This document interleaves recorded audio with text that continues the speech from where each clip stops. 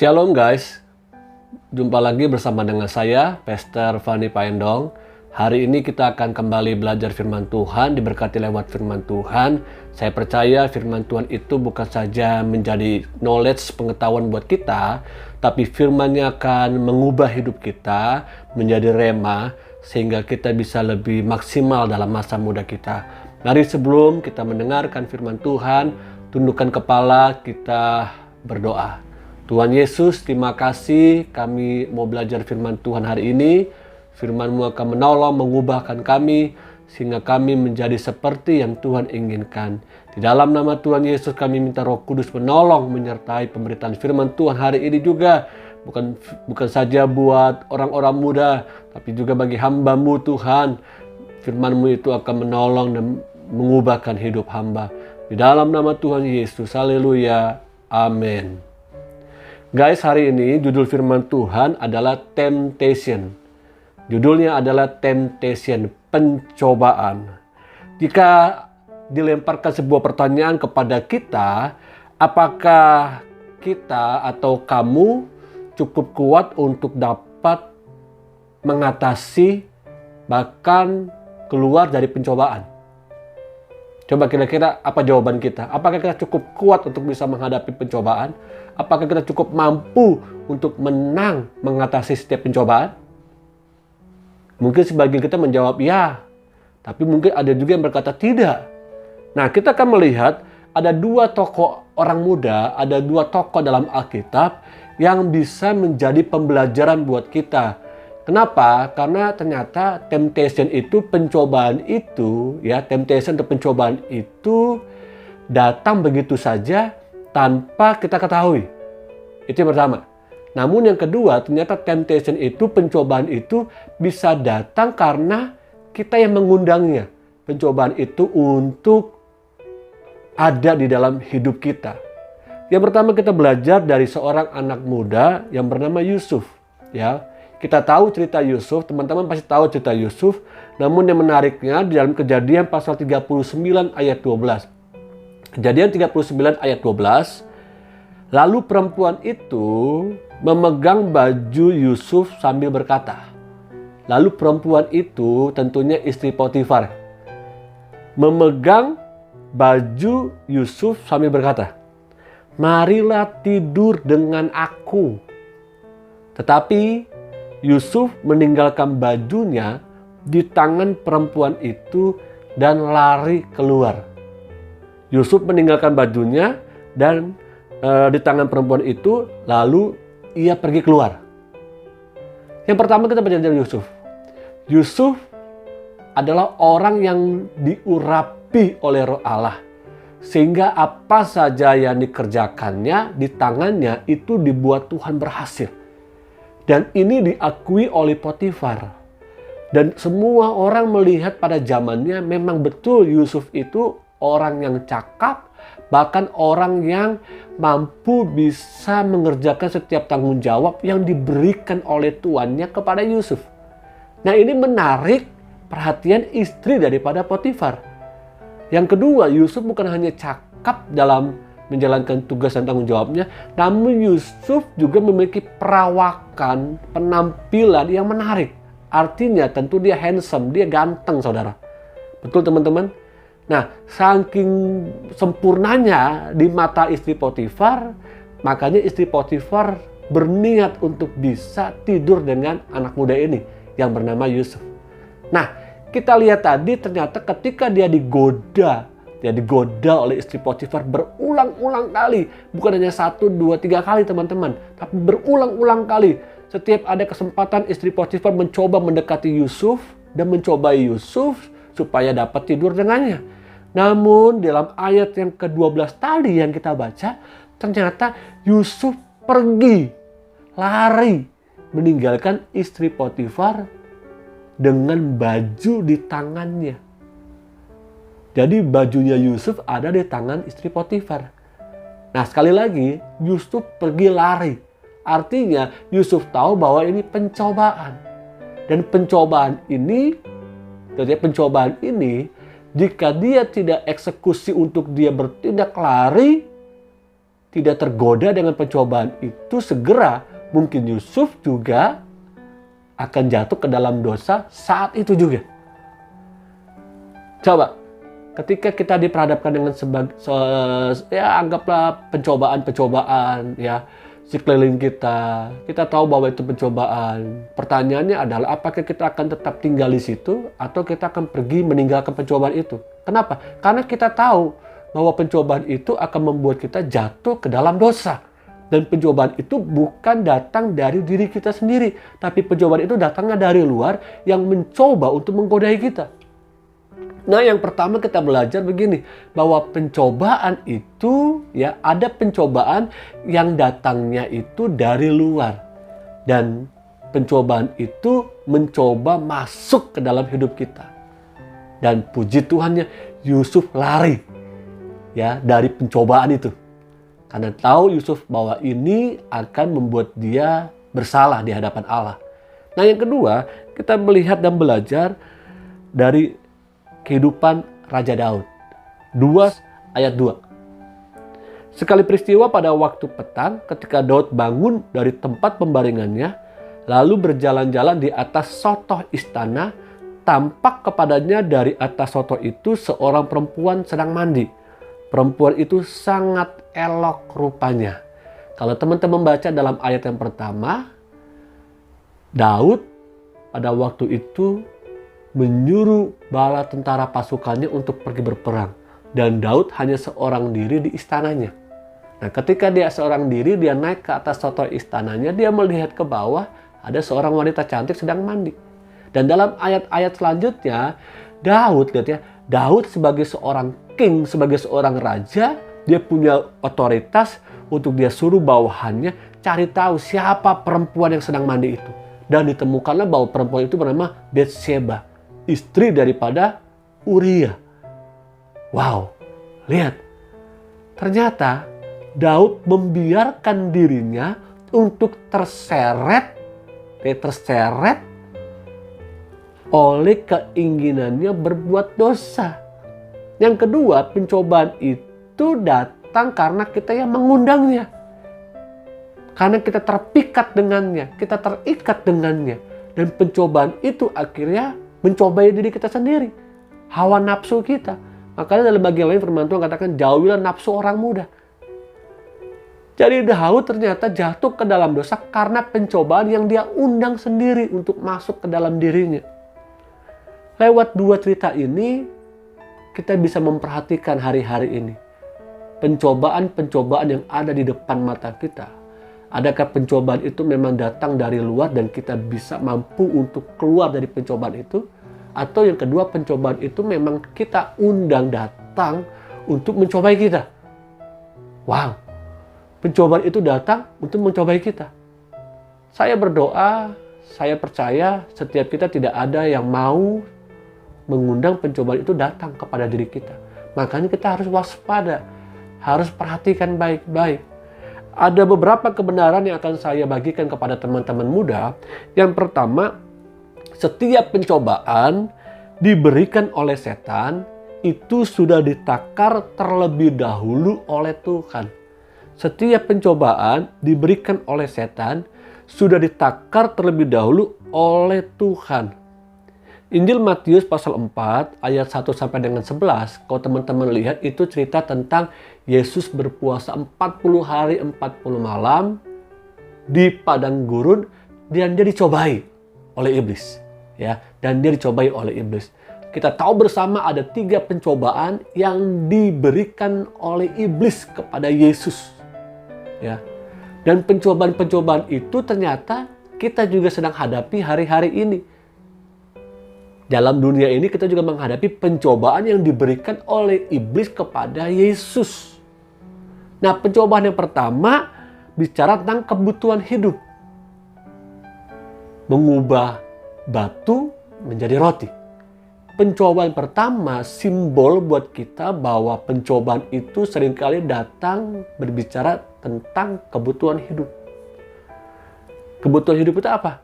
Makan, minum, pakaian, apalagi di masa-masa COVID-19 ini, Masalah itu bukan hanya datang buat orang tua, tapi juga buat kita sebagai orang-orang muda. Kita tidak bisa menghindari badai itu datang. Kita tidak bisa memilih badai seperti apa yang akan datang. Tapi badailah yang memilih untuk datang kepada kita. Dan seluruh dunia saat ini sedang menghadapi badai yang sama, yaitu badai COVID-19. Bicara tentang kebutuhan hidup, setiap kita punya kebutuhan hidup. Makanya iblis datang menawarkan kepada kita.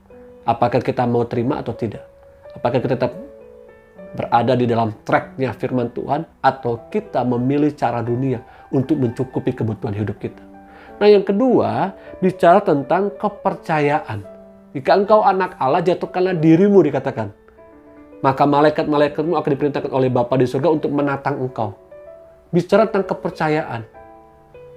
Kepercayaan kita hari-hari ini pun sedang dipertaruhkan. Apakah engkau dan saya sebagai orang muda masih percaya kepada tangan Tuhan yang kuat untuk menjaga, memelihara orang tuamu, untuk merancangkan masa depan yang terbaik bagimu? Apa yang sedang engkau gumulkan sebagai orang muda? Masihkah engkau yakin Tuhan masih menolong dan ada mukjizat Tuhan dalam masa mudamu? Dan yang ketiga, pencobaan yang ditawarkan oleh iblis kepada Tuhan Yesus bicara tentang kemewahan hidup. Jika engkau menyembah aku, kata iblis kepada Yesus, aku akan memberikan seisi dunia ini, alam semesta untuk engkau miliki. Tapi apa kata Tuhan Yesus? Sekali lagi dia kutip firman Tuhan. Keluar firman Tuhan dari mulutnya. Karena dia adalah firman itu sendiri. Kemewahan hidup yang ditawarkan oleh dunia membuat kita kadangkala silau dan cepat mudah tergoda. Kemewahan hidup bicara apa? Ketenaran. Kemewahan hidup bicara apa? Kenyamanan. Wow, banyak sekali yang ditawarkan oleh dunia untuk kita dapat memiliki dengan cepat, dengan instan, terkenal, kaya, dan lain sebagainya. Nah, 3 pencobaan ini dimiliki oleh iblis dan ditawarkan kepada kita. Termasuk engkau dan saya, termasuk orang-orang muda.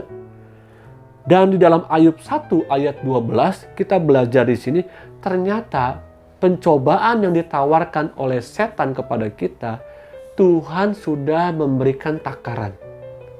Dan itu tidak akan melampaui kekuatan kita. Tidak akan, lihat ya, diberikan lewat dari kemampuan kita. Ayub 1 ayat 12, maka firman Tuhan kepada iblis, nah segala yang dipunyainya ada dalam kuasamu.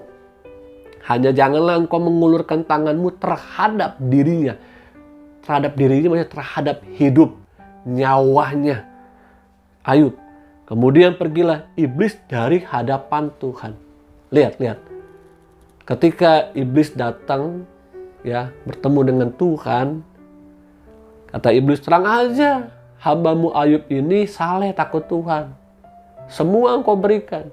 Coba seandainya engkau ambil itu, maka mungkin hambamu Ayub ini akan berdosa. Namun lihat, Tuhan bilang apa? Allah bilang apa? Engkau boleh ambil semuanya, tapi jiwanya, hidupnya itu di dalam tanganku. Artinya Allah tahu pencobaan yang diberikan oleh iblis. Allah tahu bahwa nanti iblis akan mencobai mengambil hartanya, mengambil anak-anaknya, bahkan juga kesehatannya. Namun Allah tahu bahwa anaknya, hambanya, yaitu Ayub, pasti mampu mengatasinya. Sekarang dengan hidup kita pun, konkretnya sekarang nih, guys, orang muda, pencobaan yang diberikan oleh iblis kepadamu, pencobaan yang diberikan oleh setan kepadamu, mungkin secara daging kita berkata, saya gak kuat kok, saya gak mampu. Tapi percayalah, kalau engkau diizinkan untuk mendapatkan dan menerima pencobaan yang datang dari setan ini, Allah tahu, Tuhan tahu, memberikan kekuatan kepada kamu, dan kamu akan mampu melaluinya. Apapun pencobaan itu yang datangkan dari iblis, yang datangkan dari setan. Nah, yang kedua, kita belajar di sini, pencobaan itu tadi saya katakan tidak akan sekali-kali tidak akan melebihi kemampuan kekuatan kita. Ibrani pasal 4 ayat 14 sampai dengan ayat 15. Ini jaminan buat kita. Ibrani pasal 4 ayat 14 sampai dengan 15. Karena kita sekarang mempunyai imam besar agung yang telah melintasi semua langit, yaitu Yesus anak Allah, baiklah kita teguh berpegang pada pengakuan iman kita. 15. Sebab imam besar yang kita punya bukanlah imam besar yang tidak dapat turut merasakan kelemahan-kelemahan kita. Sebaliknya sama dengan kita, ia telah dicobai hanya tidak berbuat dosa. Kita punya imam besar yaitu Tuhan kita Yesus Kristus. Dikatakan di sini, dia pernah dicobai. Dia pun tahu bagaimana rasanya dicobai. Dan dia pernah menghadapi itu semuanya sampai mati di atas kayu salib, dan dia menjadi seorang pemenang. Teman-teman, orang-orang muda yang Tuhan kasihi, Yesus tahu kelemahan-kelemahan kita.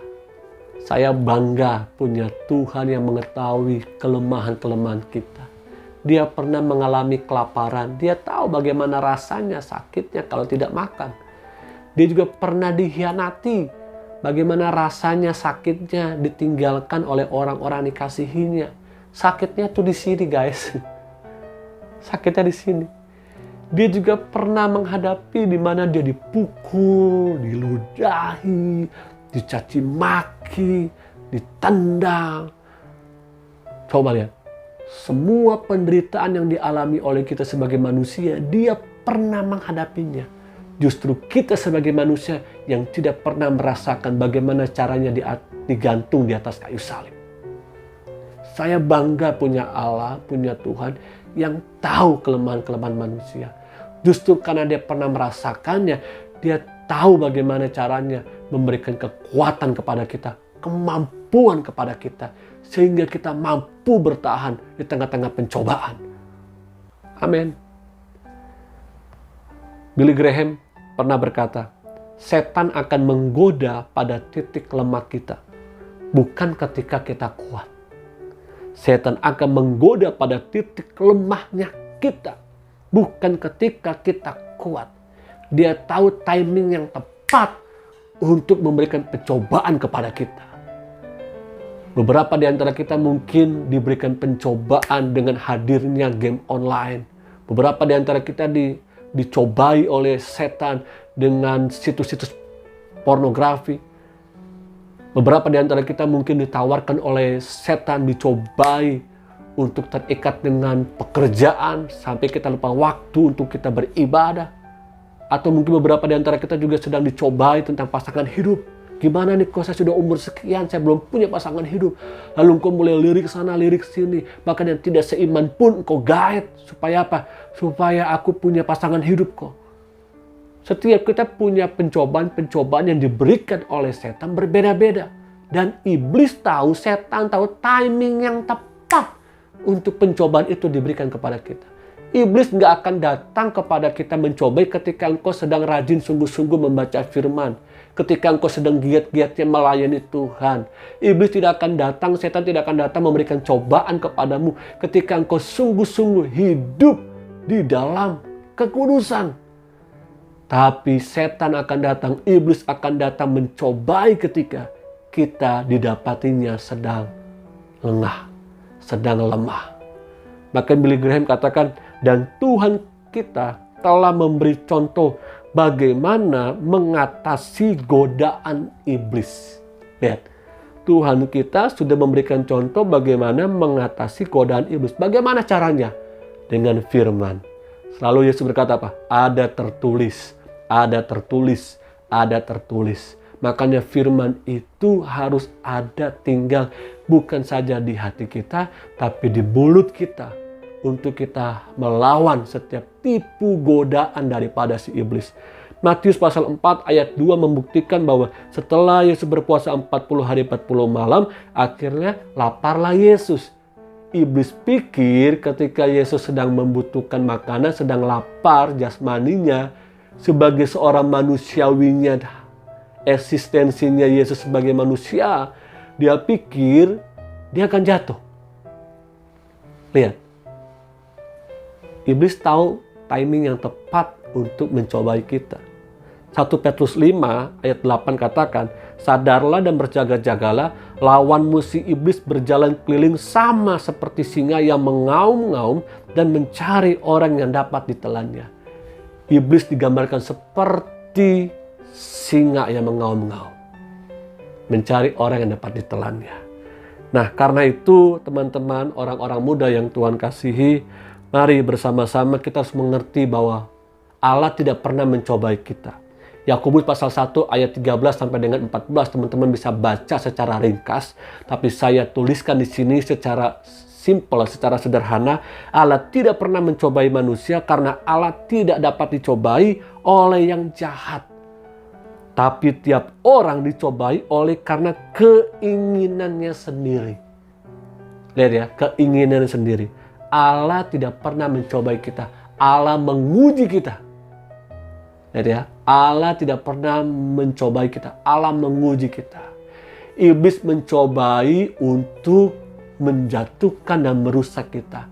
Tapi Tuhan menguji kita untuk mengangkat kita, untuk mempromosikan kita, untuk menaikkan level kita. Itu bedanya antara ujian dan cobaan. Makanya dalam 1 Korintus 10 ayat 13, dalam versi mudah dibaca katakan, pencobaan-pencobaan yang kamu hadapi hanya seperti pencobaan yang dialami semua orang. Semua orang. Tadi saya katakan di awal bahwa semua orang saat ini sedang mengalami pencobaan COVID-19.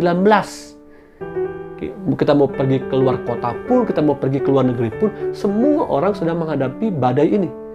Tetapi kamu dapat mempercayai Allah. Engkau dan saya tetap harus memiliki keyakinan bahwa Tuhan dapat dipercaya. Ia tidak akan membiarkan kamu dicobai lebih daripada yang dapat kamu tanggung. Pada saat kamu dicobai, Ia akan memberikan jalan keluar dari pencobaan itu sehingga kamu dapat bertahan. Kalimat terakhir, ada jalan keluar sehingga kamu dapat bertahan. Bukan lari loh, bukan lari di pencobaan, tapi bertahan di dalam pencobaan. Karena kadangkala pencobaan itu datang pada saat yang tepat, disertai dengan ujian daripada Tuhan. Lihat ya, kadangkala seperti itu. Kadangkala pencobaan itu datang dari setan, namun ujian juga bersama datang dari Tuhan. Seperti Ayub diizinkan oleh Tuhan mendapatkan pencobaan daripada iblis. Namun pada saat yang sama, Allah juga mau menguji kepercayaan, keyakinan, kualitas hidupnya Ayub. Nah, teman-teman yang Tuhan kasihi, mari sadari baik-baik sebagai orang muda, sekalipun engkau datang ke dalam komunitas, ke dalam pekerjaan, dalam sekolahmu, bahkan di tengah keluarga, sekalipun ada pencobaan datang, bukan karena engkau undang, bukan karena engkau undang, dan engkau jatuh dalam pencobaan itu karena dosamu, dan pencobaan itu datangnya dari luar, ketahuilah bahwa Tuhan tetap akan menjaga, menolong, menyertai engkau supaya engkau bangkit dan bertahan di dalam pencobaan. Ayat terakhir buat kita semuanya dalam surat Roma pasal 8 ayat 37. Roma 8 ayat 37 katakan, tetapi dalam semuanya itu kita lebih daripada orang-orang yang menang oleh Dia yang telah mengasihi kita. Wow, lebih daripada orang-orang yang menang oleh Dia yang telah mengasihi kita. Kalau teman-teman lihat dalam ayat setelah itu dikatakan bahwa tidak ada seorang pun pencobaan-pencobaan dalam dunia ini yang akan memisahkan kita dengan kasih Kristus. Kenapa? Karena engkau dan saya adalah orang-orang yang menang. Kita menang karena ada pribadi yang mengasihi kita, yaitu Yesus Kristus Tuhan kita. Amin. Mari kita berdoa. Tuhan Yesus, terima kasih buat firman-Mu hari ini. Biarlah kami boleh sadar Kalaupun kami jatuh dalam pencobaan karena kesalahan kami mohon ampun Tuhan. Ampuni kami. Dan sekalipun pencobaan datang karena kami tidak mengundangnya, Tuhan beri kami kekuatan, kemampuan untuk kami dapat mengatasinya. Bahkan dalam keluarga kami masing-masing. Di dalam nama Tuhan Yesus, kami lebih daripada seorang pemenang. Terima kasih Tuhan Yesus buat firman-Mu. Kami berdoa dan mengucap syukur. Haleluya. Amin. Thank you guys buat waktu, buat perhatian teman-teman untuk mendengarkan firman Tuhan hari ini. Jadilah pelaku firman Tuhan dan jadilah berkat dimanapun engkau berada. Haleluya, haleluya, haleluya. Amin.